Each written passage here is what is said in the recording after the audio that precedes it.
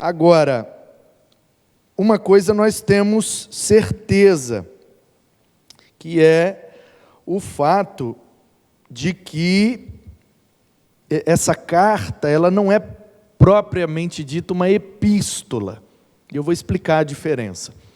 Epístola é o tipo de texto, o texto epistolar, que tem as seguintes características: uma saudação, o desenvolvimento do assunto, uma despedida ao final, e sempre fica claro quem é o remetente e o destinatário daquela mensagem. Então, quando você tem um texto em que diz: eu, fulano de tal, escrevo para o Beltrano de coisa, tal e tal e tal assunto, e quero tratar disso, disso, disso, disso, e aí eu faço uma saudação: e aí, fulano de tal, como é que está aí? Está tudo bem? Está tudo mal? Por aqui está tudo mais ou menos, e no final eu me despeço: Deus abençoe, fulano de tal, desejo isso, isso e aquilo para a sua vida. Quando um texto tem essas características, é um texto epistolar, é uma epístola: saudação, desenvolvimento, despedida, ficando claro quem é o remetente e quem é o destinatário daquela mensagem. Quando nós não temos essas características, ainda que aquilo seja enviado como uma mensagem, como uma carta, como uma encomenda: olha, eu escrevi um negócio aqui, você faz o favor de entregar lá para aquela ou para aquelas pessoas. Então a gente chama isso de carta, aquilo que é enviado de um lugar para o outro. Ou é uma mensagem, é uma encomenda, sei lá como é que você quer chamar isso. Então Hebreus é isso. É uma carta no sentido de que alguém escreveu uma mensagem, e esse texto está mais para uma homilia, está mais para um sermão do que para uma epístola. Não é uma carta como todas as outras que nós temos, em que o fulano de tal escreve para tal destinatário e ele coloca no conteúdo ali o assunto que ele quer tratar com aquele destinatário. Hebreus não tem isso. Hebreus é um sermão, é uma pregação, é uma homilia, cujo tema é a supremacia ou a superioridade de Cristo. E aí o autor, o escritor, inspirado pelo Espírito, vai nessa mensagem pregar que Cristo é superior a tudo e a todos. E aí ele desenvolve então a sua ideia, mostrando que Cristo é superior aos profetas, aos sacerdotes, à lei, à liturgia, aos rituais, aos heróis da fé judaica, e todos os pontos que aparecem na Epístola aos Hebreus, o autor está colocando todos aqueles pontos abaixo de Cristo. Então, se isso fosse uma pregação, o título dela seria isso: a supremacia de Cristo em relação a todas as outras coisas. E aí, no capítulo 12, a partir do versículo 14, ele dá uma orientação nessa mensagem, nessa homilia, nesse sermão que ele escreveu para essa comunidade, e o título dessa carta no original é Pro-Hebraios, que foi traduzido assim: aos hebreus. Então, quem são esses hebreus? São judeus que se converteram. Hoje em dia nós os chamamos de judeus messiânicos. São judeus, ou seja, são descendentes de Judá ou de Benjamim, que são os únicos que existem até hoje, As 10 tribos do norte se perderam. Então, judeus até hoje, se existem os que são descendentes de Judá ou de Benjamim, que são as 2 tribos do sul, onde fica Jerusalém. E eles retornaram da Babilônia e se restauraram e se reposicionaram como povo, como nação, e de 1948 para cá também como país reconhecido pela ONU. Então, aos hebreus significa: tem um grupo de judeus que creram em Cristo como Senhor e Salvador de suas vidas. Só que por causa da perseguição que sofriam, eles de vez em quando queriam voltar às velhas práticas judaicas. de sacrificar animais, de ter um sumo sacerdote, de fazer a celebração das festas e tudo aquilo que implica a cultura e a religiosidade judaica. Então o escritor vai, durante essa homilia, essa mensagem escrita, mostrando para aquele grupo de judeus convertidos que Cristo é suficiente, que não precisa mais matar bicho, que não precisa mais ter um sumo sacerdote, que todos somos sacerdotes e que Cristo é o sumo sacerdote, não precisa mais observar na literalidade todas as orientações da lei, porque aquilo tinha um propósito específico para o povo que estava no deserto. Portanto, Cristo resolveu tudo e crer em Cristo resolve tudo também. Essa é a principal tese do escritor. E aí ele vai, a partir dessa perspectiva, dando várias orientações. E chega aqui no versículo 14 do capítulo 12, ele dá uma orientação que é assim uma das melhores orientações que tem na Bíblia. Não é necessariamente a mais fácil, mas é uma das melhores na minha leitura, até porque é bem difícil. Na Nova Almeida Atualizada está traduzido assim, procurem viver em paz com todos e busquem a santificação, sem a qual ninguém verá o Senhor. Cuidem para que ninguém fique afastado da graça de Deus, e que nenhuma raiz de amargura brotando cause perturbação, e por meio dela muitos sejam contaminados.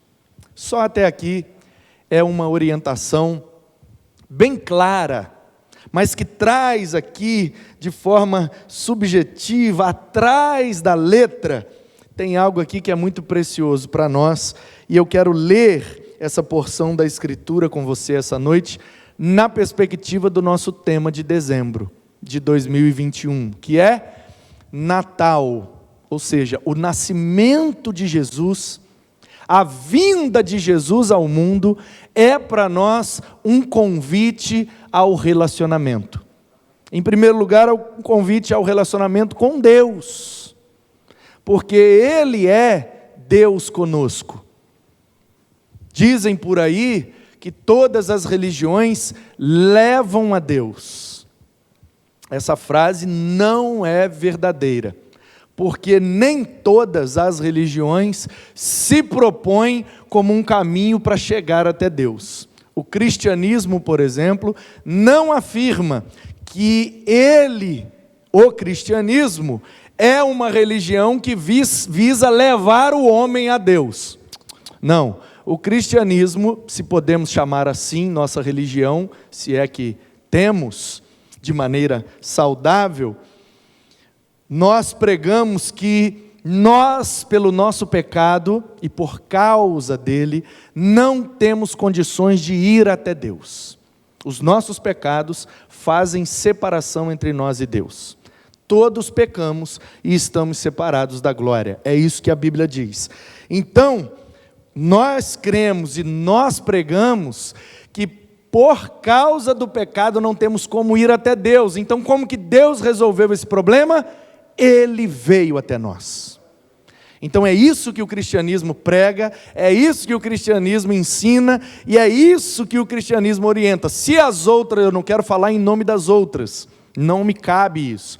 Mas se tem algumas aí dizendo que são caminho para levar a Deus, ok, prerrogativa delas, mas nós, os cristãos, não afirmamos isso. A Bíblia não diz isso, e nem nós, de que pertencer à nossa religião, cumprir as regras dessa religião e caminhar com essa religião por uma vida toda é o que vai nos levar para Deus. Não, nós não pregamos isso. Não pregamos isso. O que nós pregamos é o que a Bíblia diz, e a Bíblia diz: Ele veio até nós. Emanuel, Deus conosco.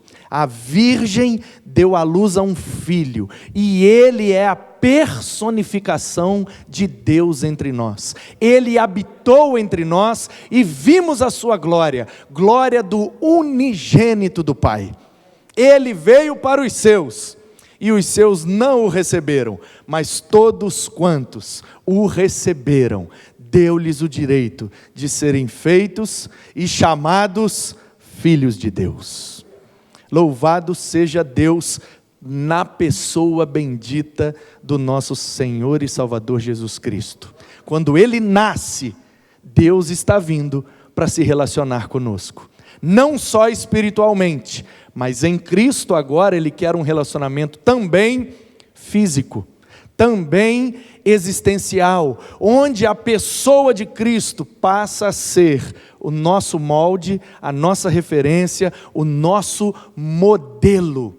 Todas as pessoas na Bíblia têm lições preciosas para nos ensinar, mas a maioria delas nos ensinam aquilo que não devemos fazer, por causa dos seus erros, porque todos são pecadores como nós, exceto Jesus Cristo. Então, todos os homens e mulheres da Bíblia podem nos ensinar muitas coisas boas, principalmente a partir do erro que cometeram. E é por isso que eu acredito nesse livro, é por isso que eu creio nesse livro, por isso que eu amo esse livro, porque ele não esconde o erro dos seus heróis. Ele não coloca máscara, ele não coloca venda, ele não coloca uma cortina, ele não maqueia, ele não tenta disfarçar. Não, fulano errou mesmo, e o erro foi esse, e a consequência foi essa, exatamente para nos mostrar: todos pecaram, e por isso sofrem as consequências do pecado, mas teve um que não pecou, e é por isso que a vida dele vale para perdoar os nossos pecados, porque ele é perfeito, ele é aquele que morreu para que a morte dele e o sangue dele, que representa sua vida, estivesse agora aspergido sobre nós. E quando Deus olha para nós, não mais vê o nosso pecado, mas vê o sangue, vê a vida de Cristo sobre nós. E isso só pode ser adquirido pela fé naquilo que Ele é e naquilo que Ele fez. Ufa!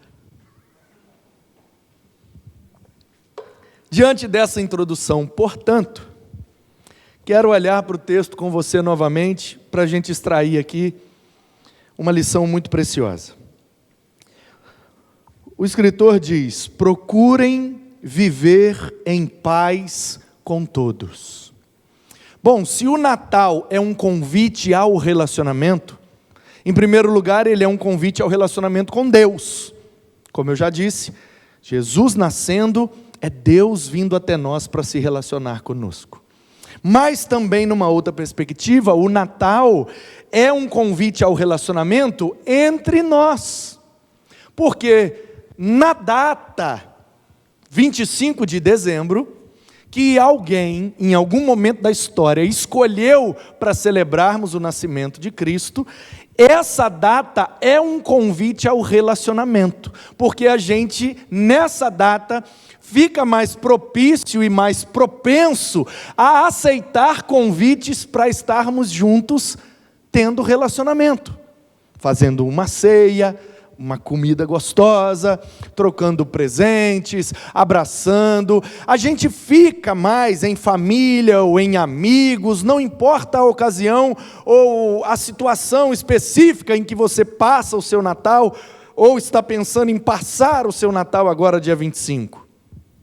E eu não quero mais me ater a essa história de que o nascimento de Jesus muito provavelmente não foi 25 de dezembro. Isso não vale nem a pena a gente perder tempo e energia com isso. Por quê, gente? Porque isso é muito simples. Não tem como provar que foi dia 25, ponto. Mas também não tem como provar que foi em outra data, ponto. Então pode ser na data que a gente quiser. O importante é que uma vez por ano a gente se reúna com esse propósito específico. Vamos relembrar que um dia Jesus nasceu, e quando Ele nasceu é Deus nos convidando para um relacionamento com Ele, ponto. Não importa a data.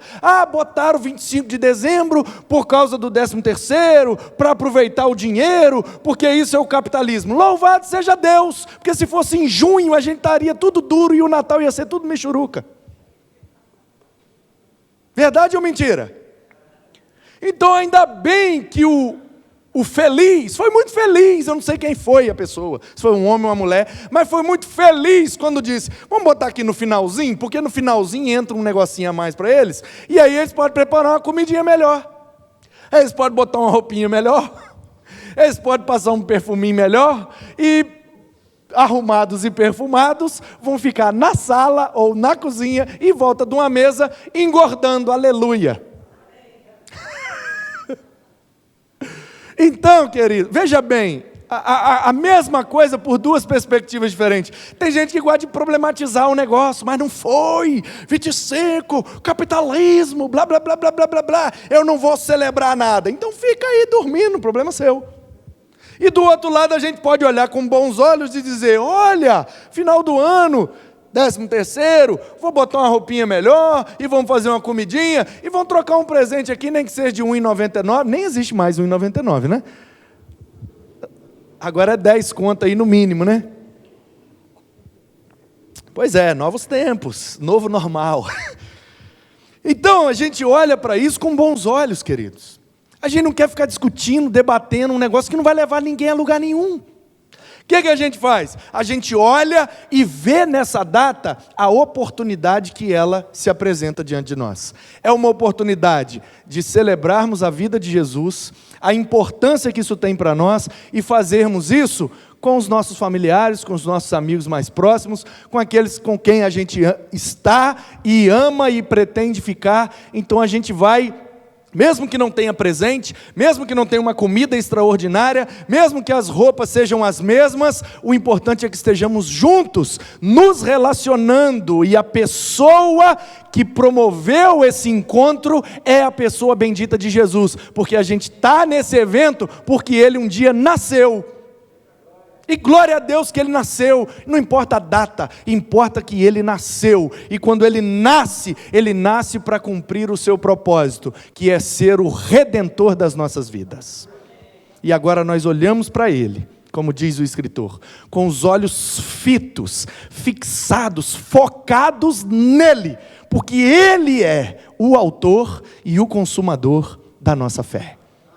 E a gente larga as coisas que ficam para trás e foca nele, e anda na direção dele, e busca relacionamento com ele, e ele nos faz buscar relacionamento com aqueles que estão ao nosso redor.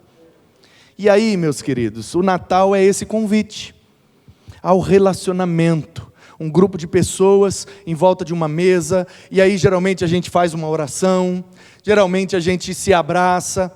Aí tem alguns mais animados, mais quebrantados por conta da data, pedem perdão um ao outro. Quantas e quantas reconciliações aconteceram em volta de uma ceia de Natal? Quantos e quantos momentos bonitos na família aconteceram por causa dessa data de celebrar o Natal de Jesus? Nosso coração fica mais quebrantado, nossa alma fica mais amolecida, o nosso semblante fica menos ríspido, nossa cerviz fica menos dura, a gente fica mais aberto a perdoar, a liberar o perdão, a abraçar e ser abraçado. A gente fica assim, mais emotivo, mais romântico. E o que é que promove isso? O que promove isso é aquele que nasceu. Não é o evento que promove, o que promove é a pessoa principal do evento. E o principal do evento não é a árvore, não são as bolas, não são os presentes, não é o tender, o chester, o pernil. O principal dessa festa é Jesus. Ele nasceu e é por isso que a gente se relaciona. E aí o escritor diz, então, procurem viver em paz. E qual é a data do ano em que a paz tem a porta mais aberta? Eu não conheço outro evento senão o Natal. Eu não conheço. No Natal a gente tem mais facilidade de abrir mão de algumas coisas, para que a paz possa reinar naquele ambiente. Quantas e quantas, eu não sei se você lá na sua família, na sua casa, nos seus natais, é mais ou menos igual o meu. Eu não quero expor aqui ninguém da minha família, senão depois minha mãe também fica ouvindo e ela briga comigo. Mas, de forma genérica, nem preciso dizer-lhes, né, que como bons italianos, o Natal lá em casa é um evento.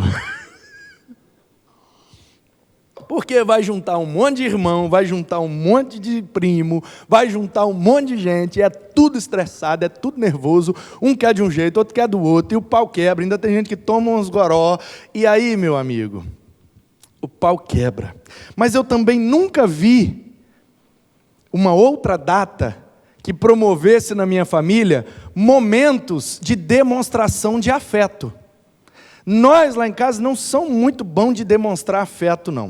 Não sei se isso veio lá da Itália, meu avô trouxe isso e foi passando para nós, e a gente foi ficando meio assim. E aí a gente converte e vai aprendendo, entra nesse processo aí de aprender a demonstrar e também receber afeto. E eu lembro que quando comecei a receber os primeiros afetos na minha vida, eu ficava sem saber até como reagir. Como é que reage nessa situação, gente? Não sei nem como é que agradece, como é que demonstra. Porque cultura, diferente. E aí, as cenas que eu tenho da minha família, que sempre é muito brincalhona, muito festiva, e parece que está sempre brigando, mas nem sempre é briga. Ana Paula, quando chegou, assustava e achava que tudo era briga. Tem briga, mas nem tudo é briga. A grande maioria, às vezes, é alegria, é euforia, é empolgação, é um pouco dos goró que tomava, e fala muito alto, e grita, e joga as coisas, mas até aí ainda está de boa. A briga mesmo é um outro nível. Mas, o que eu estou dizendo é, na minha casa, na minha família, e o Natal na nossa família, até alguns anos atrás, era sempre lá na casa do meu avô, com todos os filhos, os netos, todo mundo junto, aquela coisa toda e tal. E o que eu tenho na minha memória, desde criança, é que as maiores demonstrações de afeto, de carinho que eu vi na minha família, foram em volta de uma mesa de Natal. Sempre. Tivemos outras oportunidades e em outros eventos também tiveram essas demonstrações. Mas a data que vem na minha memória como a data que mais proporciona afetividade é o Natal. Por quê? Porque no Natal a gente está mais ou menos propenso para essa orientação aqui, ó. Procurem viver em paz. Gente, é Natal. Quantas vezes eu me lembro de estar numa situação de Natal, o clima está ficando tenso, e quem conhece já sabe, eita, o negócio está pegando ali, ó, já acendeu o pavio, agora vamos ver quando vai explodir, e tal, e tal, e tal, e eu me lembro de um ou outro intervir na situação e dizer, ei, larga para lá, Natal, gente.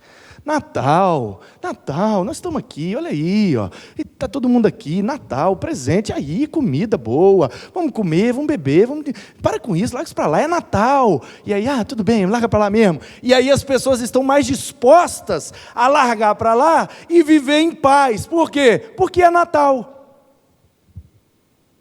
É assim com você também ou não?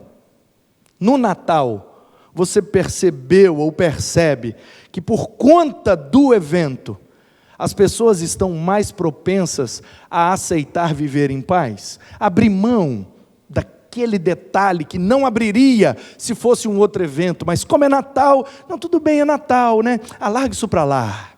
O Natal, ele traz esse espírito. E espírito aqui com E minúsculo, no sentido de que traz essa motivação. Larga para lá, vamos abraçar, vamos beijar, é Natal, e glória a Deus, e mais um ano, e vamos para frente, as pessoas estão mais dispostas. Então, quando o escritor diz, procurem viver em paz com todos, ele está dando para a gente uma orientação, que é difícil da gente manter essa orientação em todas as nossas relações. A gente não tem paz o tempo todo com todos. Ou você é diferente de mim? Eu tenho alguma paz com algumas pessoas, mas eu não consigo ter toda a paz com todas as pessoas em todo o tempo. A pessoa falou uma coisa, tirou sua paz. A pessoa fez uma coisa, tirou sua paz. Às vezes nem foi para você, ou nem foi de propósito, nem foi com essa intenção, mas desceu meio atravessado assim, você já... Aí aquilo começa a rodar dentro da sua mente, e aquilo vai tirando sua paz. É um vizinho que falou, é um cliente que falou, é um familiar que falou, é alguém que fez, um olhar meio atravessado, já tira a nossa paz. É difícil viver em paz com todos, em todo tempo. Portanto, como que a gente consegue cumprir essa orientação? Quando a gente se lembra que essa frase pertence a essa mensagem, cujo tema principal é a supremacia de Cristo. Então, como conseguiremos viver em paz? Quando a gente olhar para Cristo, e Cristo for a nossa referência de paz, porque Ele, quando foi ferido de um lado, deu o outro lado. Ele, quando foi machucado, violentado e agredido, Ele olhou para o céu e disse: Pai, perdoa, eles não sabem o que estão fazendo. Então, quando a gente olha para Cristo, e Ele é o nosso modelo de paz, a gente consegue ter exemplos práticos do que fazer quando alguma coisa tira a nossa paz. Então, a orientação é: procurem viver em paz com todos. Aí a nossa resposta para o escritor seria: mas isso é impossível. Aí ele diria: então olha para Cristo. Então tenha Cristo como referência. Então todas as vezes que você não estiver em paz, coloca isso em Cristo, para que Ele seja a sua paz e seja o principal motivo da sua paz, porque a paz que Ele dá, ninguém mais pode dar. Ele não dá como o mundo dá, mas Ele dá uma paz que excede todo entendimento, e é Ele que nos guarda nele mesmo para a glória dEle. A paz que excede todo entendimento guardará os vossos corações em Cristo Jesus. Ah, pastor, mas tem coisa que eu não entendo. Por isso que a gente precisa da paz de Cristo, porque é ela que, mesmo que a gente não entenda, a paz que excede o entendimento. Quando você não entender, você não vai conseguir mais ter paz, a não ser que essa paz exceda o entendimento. E a única paz que excede o entendimento é a paz que Cristo dá. Então que você receba nessa noite a paz de Cristo, a paz do Senhor, a paz que é o modelo de paz. Que a pessoa de Cristo seja o seu modelo de paz, e que Ele na sua vida te dê condição de viver em paz com todos, em todos os momentos. Nele a gente consegue.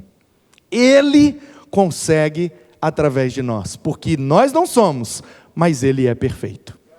E aí quando a gente vive isso, a gente consegue então buscar também a santificação, que é não pecar, não sair da bênção, não sair da graça, porque quando a gente perde a paz, estamos a um passo de perder a bênção, de perder a graça, de perder o domínio próprio.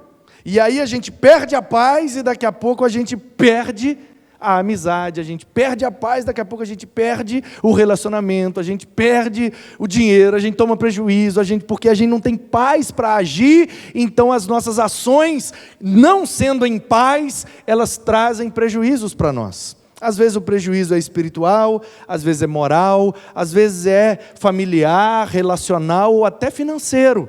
Por tomar uma decisão sem paz, a gente toma um prejuízo. Acontece. Por isso, Cristo tem que ser nossa referência, Cristo tem que ser o nosso motivo, e a nossa santificação tem que estar baseada na vida de Cristo.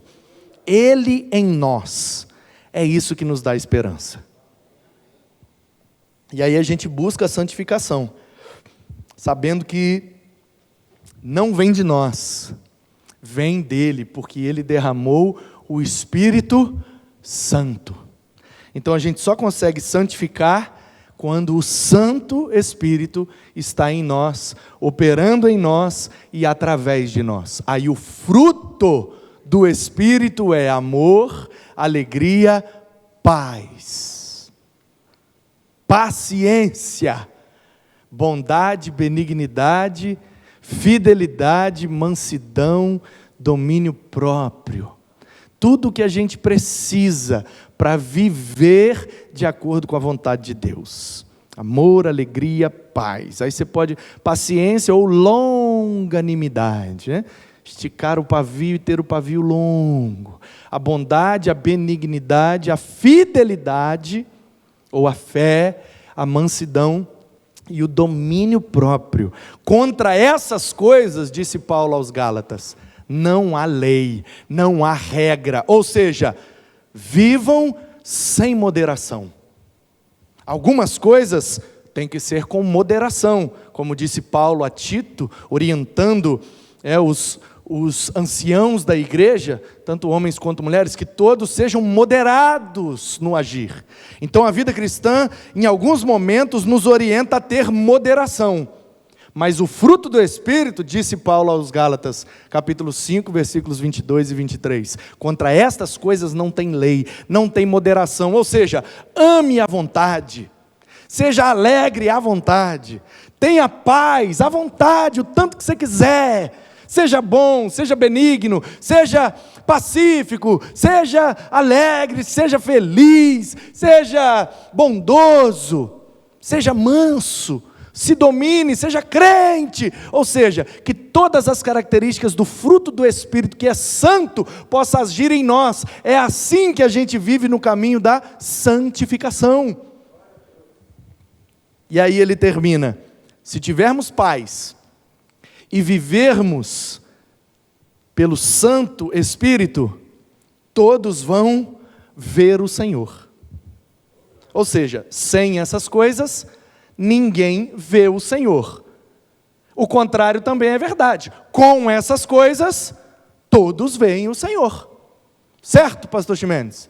Sem essas coisas, ninguém vê o Senhor. Então, com essas coisas, todos veem o Senhor. E aí a grande questão aqui é que esse ver o Senhor tem um duplo sentido, meu irmão. E aí, para você que ainda não deu, prepara para dar um glória forte agora, e se você der um glória, eu encerro. O texto diz, com paz e santificação, todos vão ver o Senhor. Primeira coisa que a gente... Obrigado pelo glória, mas segura. Primeira coisa que isso significa é: eu preciso estar em paz e santificado, para que eu veja o Senhor. Essa é a primeira interpretação dessa orientação.